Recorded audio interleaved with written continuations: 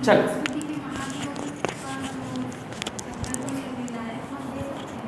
नहीं, अच्छा एक प्रश्न पे शंका है ना, अभी भी समझा देता हूँ। वो प्रश्न मैं ही बनाता हूँ और उस पर कंसेप्ट की ज़रूरत है, ठीक।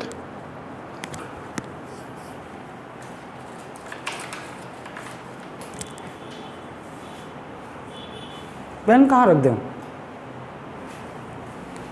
ये है।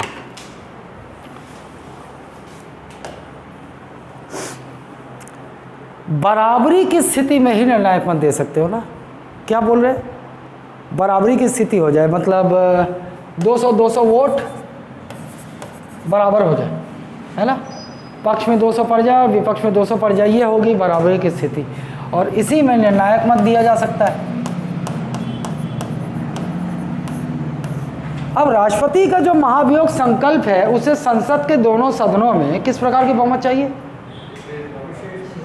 उसको और डिफाइन करो ना। विशेष के अंदर क्या? सदस्य संख्या उसका 2/3। हाँ, कुल सदस्य संख्या का। राष्ट्रपति के महाभियोग में जो बहुमत हमें चाहिए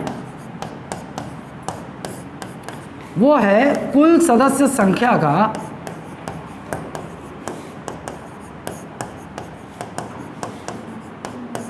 2/3। 2/3। मुझे ये बताओ, 2/3 बहुमत में 50-50 की स्थिति आएगी क्या?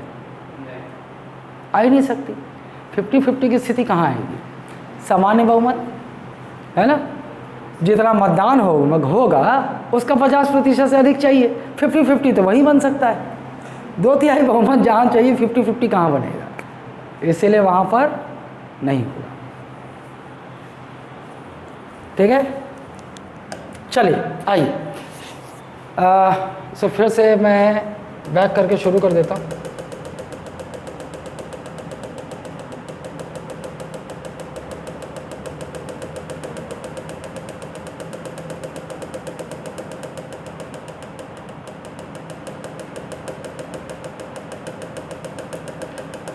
अरे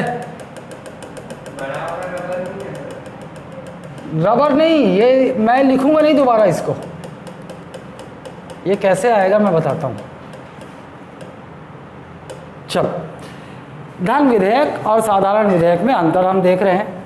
साधारण विधेयक का रास्ता कुछ ऐसा होगा, दोनों सदनों से पारित होकर ही राष्ट्रपति के पास पहुंचेगा, और धन विधेयक पहले राष्ट्रपति के पास जाएगा और राष्ट्रपति के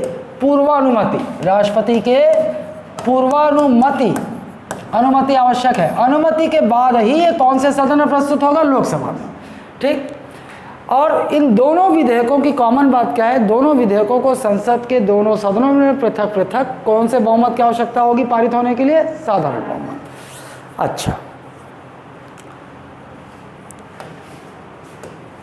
ये कहाँ चल दी? अरे अभी तो एक बार ट्राई करके देखा था, ऐसे वापस आता था, ले गया बात। पहला पॉइंट साधारण विधेयक के लिए, हाँ भाई, पहले संसद के दोनों सदनों से गुजरकर ही राष्ट्रपति के पास जाएगा, लेकिन सवाल हमेशा खड़ा हो जाएगा किस सदन में सबसे पहले। तो साधारण विधेयक के मामले में क्या है, किसी भी सदन में प्रस्तुत किया जा सकता है। जो भी विधेयक ला रहा है, चाहे मंत्री ला रहा हो, चाहे प्राइवेट सदस्य ला रहा हो, उसकी मर्जी, वो चाहे तो लोकसभा में पहले ले जाए, चाहे तो राज्यसभा में। तो किसी भी सदन में प्रस्तुत। पहला पॉइंट क्या है? किसी भी सदन में प्रस्तुत। प्रख्यापित, पुरस्थापित, ठीक। इधर साधारण धन विधेयक के बाद पास आते हैं। धन विधेयक के पास जब आते हैं तो इसका रास्ता थोड़ा अलग है। ये पहले राष्ट्रपति के पास जाएगा, राष्ट्रपति की अनुमति मिली तो फिर ये कहाँ जाएगा?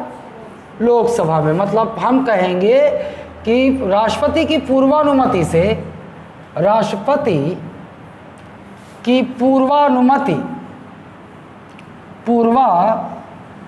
से लोकसभा में प्रस्तुत। विशेष है, लोकसभा में ही जाएगा, लोकसभा में प्रस्तुत होगा। ये प्रस्तुत होगा, पुरस्थापित होगा, प्रख्यापित होगा, सब एक बात।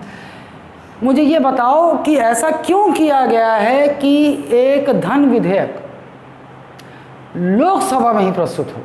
क्यों? दिमाग दौड़ रहा है? नहीं दौड़ रहा है?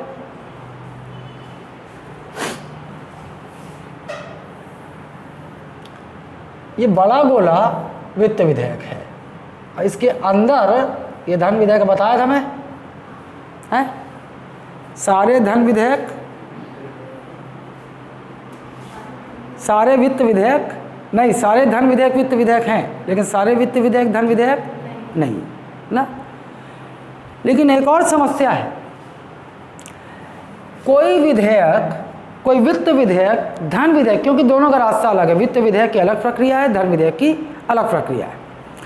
और कोई विधेयक धन विधेयक है कि वित्त विधेयक है, यह निश्चित करने का अधिकार लोकसभा के अध्यक्ष को है। कौन डिसाइड करेगा कोई विधेयक धन विधेयक है कि नहीं? लोकसभा का अध्यक्ष। इसलिए पहले तो ये वित्त विधेयक के रूप में ही राष्ट्रपति के पास जाता है ना। राष्ट्रपति को भी नहीं मालूम कि वो धन है कि वित्त है, क्योंकि सारे वित्त विधेयक, सारा जो विधेयक पहले वित्त विधेयक ही है, उसके बाद उसके अंदर धन विधेयक है। राष्ट्रपति ने अनुमति दे दी, उसे उन्हें सिर्फ ये पता कि ये वित्त विधेयक है, अनुमति दे दी। अनुमति देने के बाद अब वो लोकसभा में ही प्रस्तुत होगा। क्यों? क्योंकि लोकसभा अध्यक्ष ये पता करेंगे कि ये धन विधेयक है कि ये वित्त विधेयक है, और उसके बाद अगर बोल दिया कि ये धन विधेयक है तो धन विधेयक की प्रक्रिया से गुजरेगा, वित्त विधेयक है तो वित्त विधेयक की प्रक्रिया से गुजरेगा।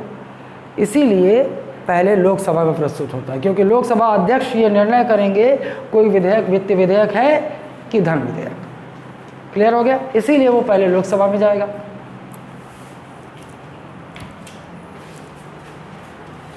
आइए, उसके बाद ये हो गया, प्रस्तुत हो गया, चलो भैया लोकसभा में ये।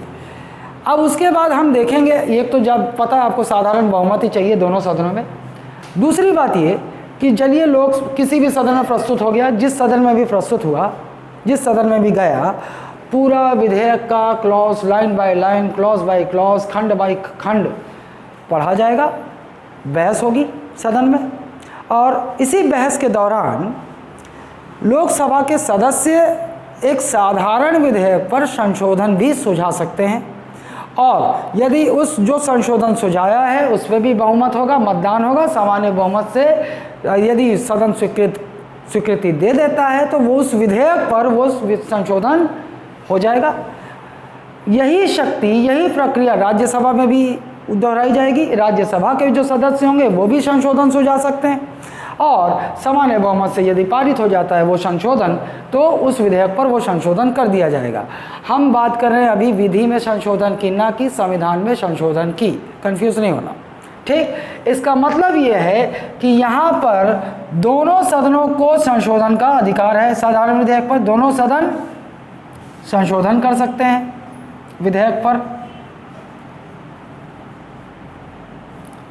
है ना। अच्छा, एक और कॉमन चीज़ पहले यहाँ देख लेते हैं कि साधारण विधेयक को दोनों सदन कितने माह तक के लिए रोक के रख सकते हैं? 6 माह। 6 माह तक रोक सकते हैं।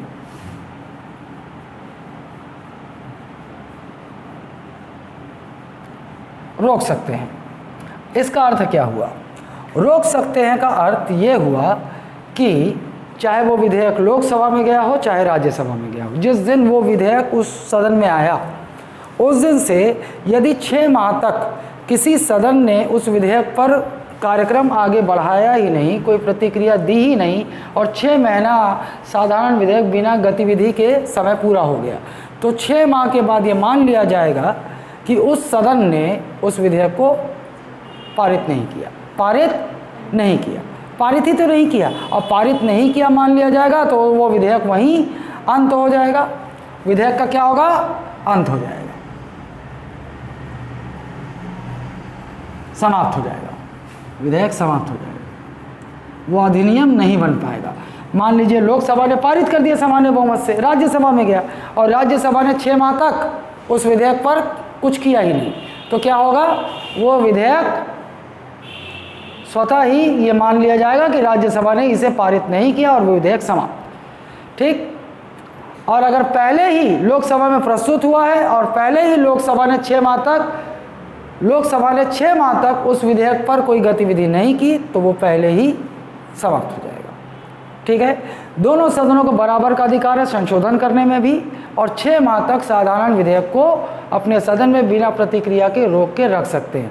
6 माह की अवधि समाप्त होने के पश्चात क्या होगा उस विधेयक का? वो विधेयक समाप्त हो जाएगा, वह विधेयक अधिनियम नहीं बन पाएगा। क्लियर? ओके, इधर आते हैं। इधर आपने देख लिया कि राष्ट्रपति की पहले अनुमति मिलेगी तभी वो संसद के दोनों सदन में जाएगा, और संसद के दोनों सदनों में भी कहाँ सबसे पहले जाएगा? लोकसभा में जाएगा। अच्छा, अब ये विधेयक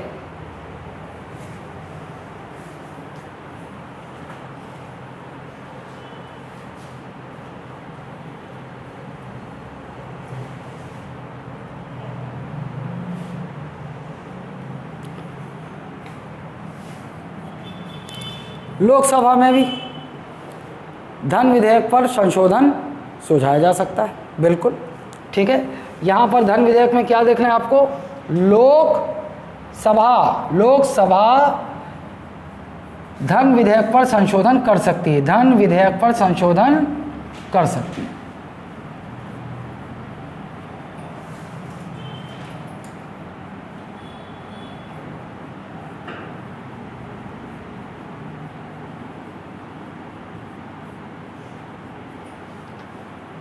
मैंने केवल लोकसभा क्यों लिखा? क्योंकि राज्यसभा धन विधेयक पर संशोधन नहीं कर सकती। राज्यसभा केवल संशोधन सुझा सकती है, जिसको लोकसभा माने या ना माने मर्जी उनकी। क्या है? ध्यान रखिएगा, एक धन विधेयक पर लोकसभा को केवल संशोधन करने की शक्ति है, राज्यसभा को नहीं। राज्यसभा केवल इतना कर सकता है कि वो संशोधन सुझा सकता है कि भाई यहाँ ये संशोधन किया जाना चाहिए, और लोकसभा की सहमति हुई तो संशोधन हो जाएगा, नहीं हुई तो नहीं होगा। क्लियर है? अच्छा, अब यहाँ रोकने की जब बात हुई तो जाहिर सी बात है भाई, सरकार का धन विधेयक क्या होगा? सरकारी ही हो सकता है। ये देखो, ये क्या हो सकता है? साधारण विधेयक सरकारी विधेयक भी हो सकता है और गैर सरकारी विधेयक भी हो सकता है। सरकारी विधेयक इसलिए कि अगर कोई मंत्री साधारण विधेयक लेकर आएगा तो सरकारी विधेयक कहलाएगा, और यदि कोई सांसद जो कि मंत्री नहीं है, संसद के दोनों सदनों का सदस्य जो कि मंत्री नहीं है, अगर वो लेकर आता है तो क्या कहलाएगा? गैर सरकारी विधेयक।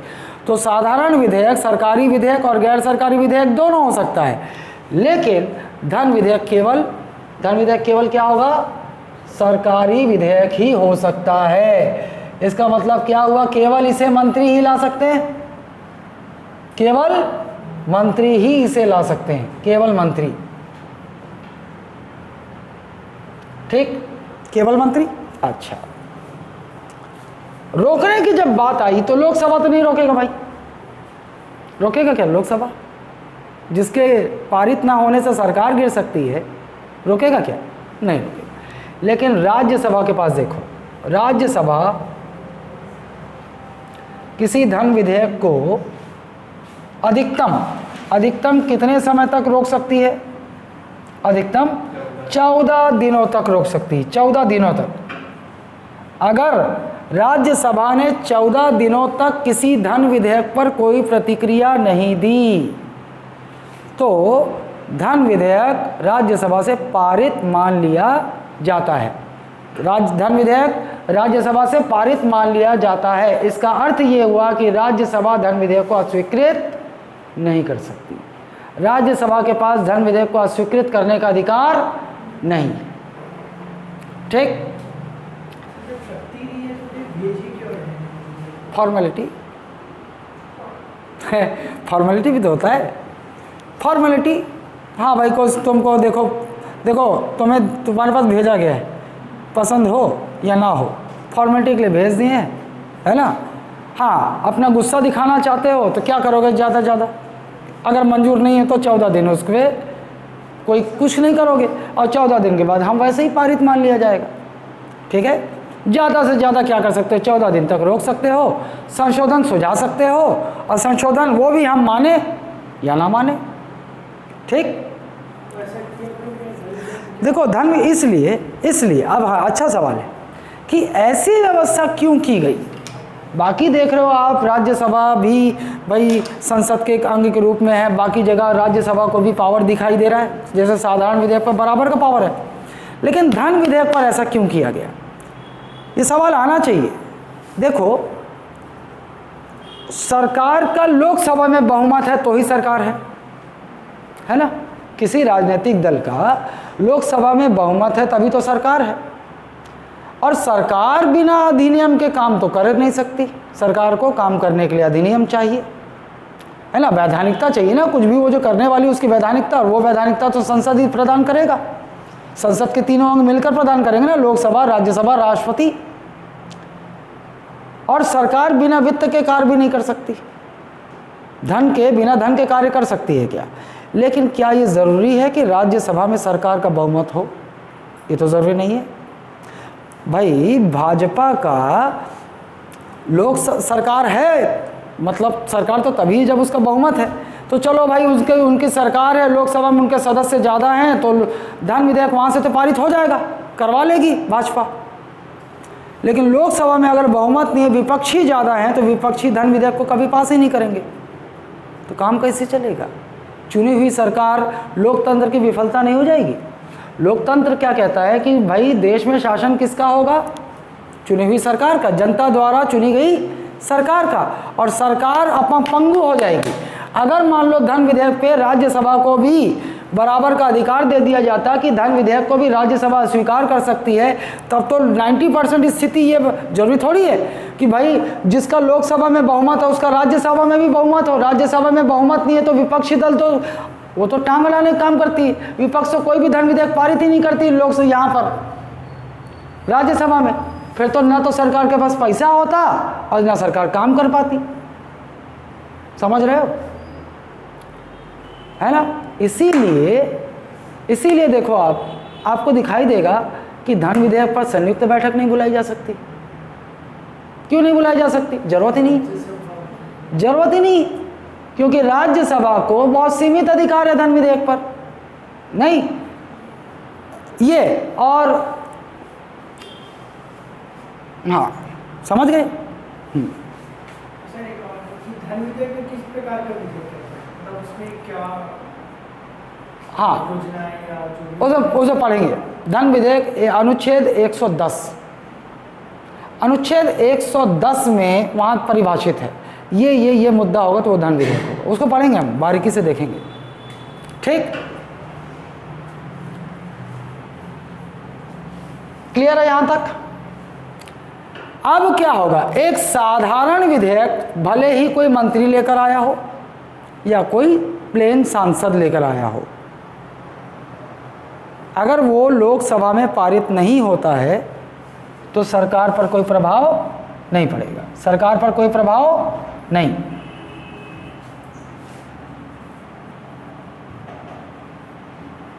कोई प्रभाव नहीं। लेकिन यदि धन विधेयक, भाई लोकसभा को, राज्यसभा को तो अधिकार ही नहीं है स्वीकार करने का ना, तो लोकसभा में ही होना है जो होना है। और यदि लोकसभा में पारित ना हो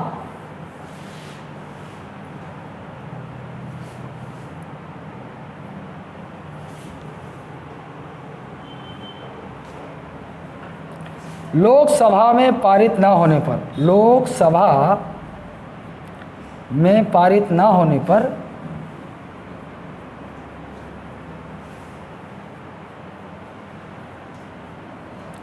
सरकार को इस्तीफा देना होगा, मंत्रिपरिषद को इस्तीफा देना होगा, त्यागपत्र देना होगा। इस साला कभी पीला हो जाता अपने मर्जी से,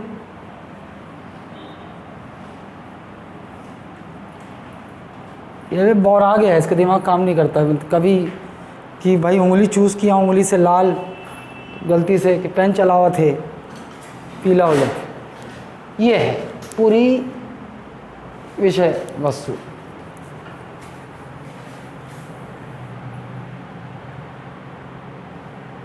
कोई सवाल? कोनो सवाल? कोनो पीड़ा, कोनो दर्द आए।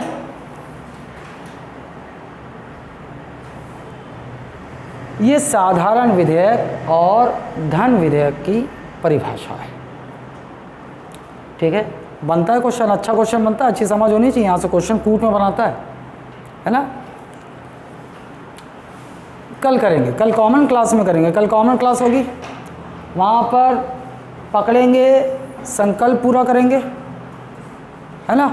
संकल्प पूरा करेंगे, फिर हम शायद कल वो भी करें, धन विधेयक और वित्त विधेयक में अंतर। वहाँ से भी बहुत अच्छा प्रश्न बनता है और वहाँ मेरी वाली स्ट्रेटजी काम आती है। नहीं तो प्रश्न 90% लोग गलत करते हैं वहाँ से। जो धन विधेयक और वित्त विधेयक से जो प्रश्न बनाता है ना, वहाँ लोग गलती करते हैं। मैं बताऊँगा कैसे सॉल्व करना है। पहले अंतर पढ़ेंगे, अब बताऊँगा कैसे सॉल्व करना है। ठीक है, चलो, this is all for today, will meet tomorrow.